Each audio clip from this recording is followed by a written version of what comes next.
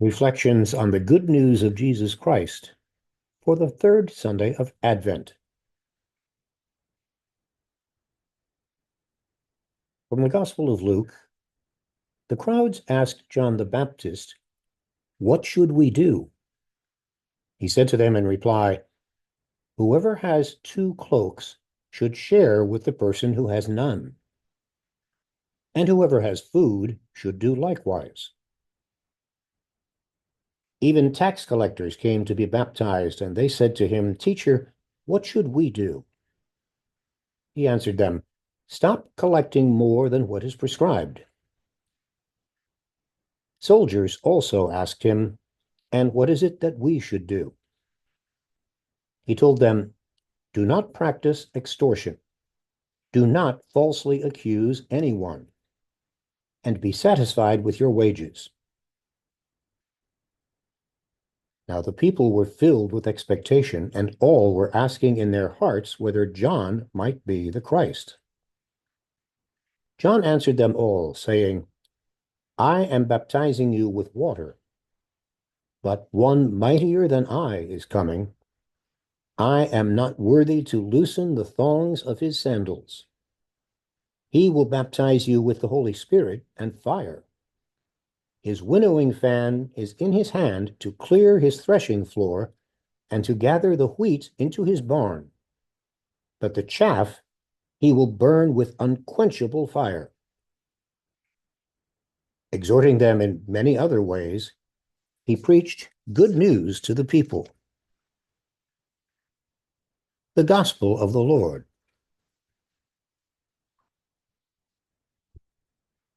I wonder what John the Baptist would have to say to this young man.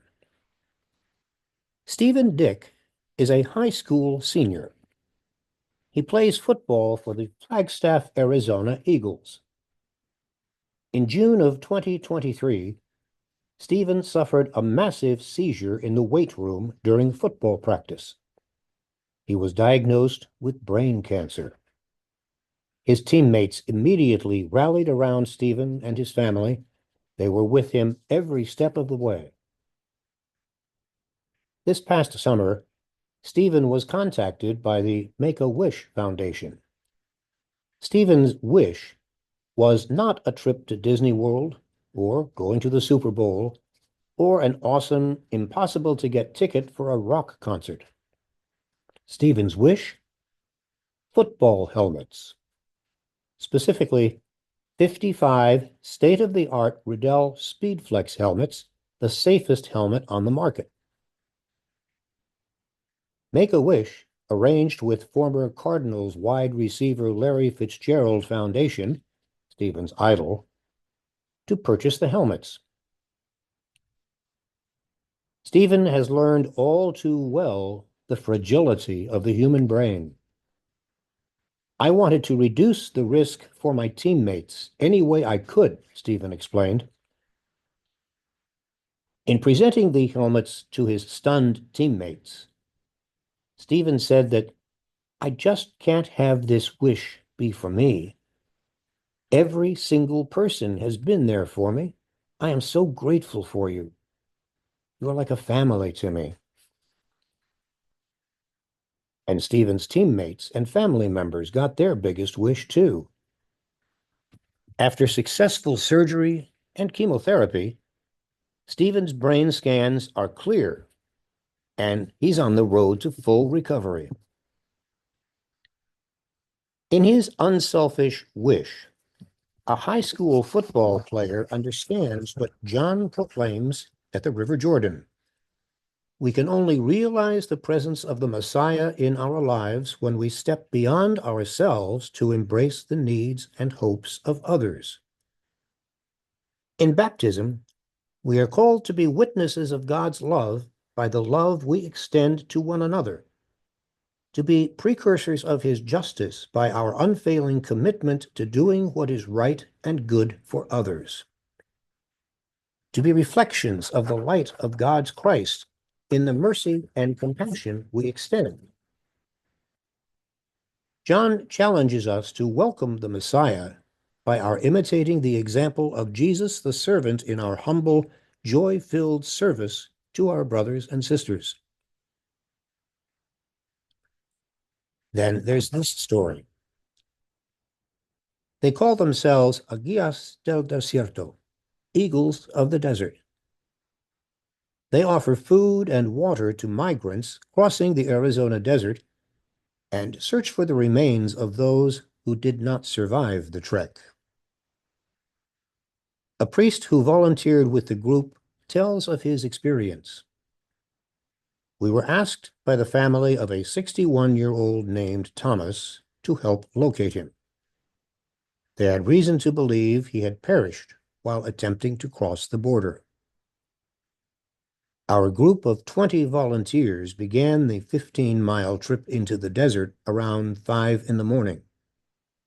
We found clothes and empty water bottles, as well as graves marked with crosses. Francisco, an experienced member of the Aguias team, also pointed out unmarked graves.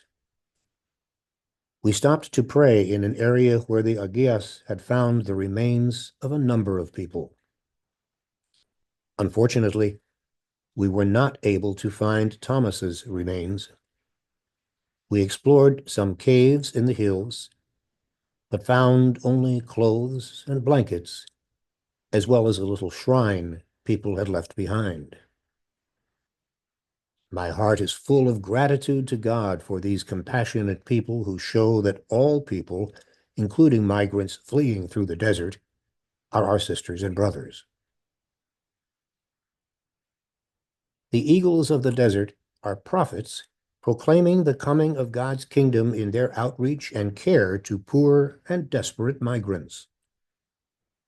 As the eagles and the young football player showed, just as John preached at the Jordan, we can only welcome the Messiah into our lives when we move beyond ourselves to embrace the hurt and brokenness, the needs and hopes of others. We can only realize God's vision for humanity by confronting the greed and arrogance and bigotry that diminish our own humanity. In this Advent season, may we prepare to welcome God's Messiah by creating a highway of justice and peace for him to enter our homes and hearts.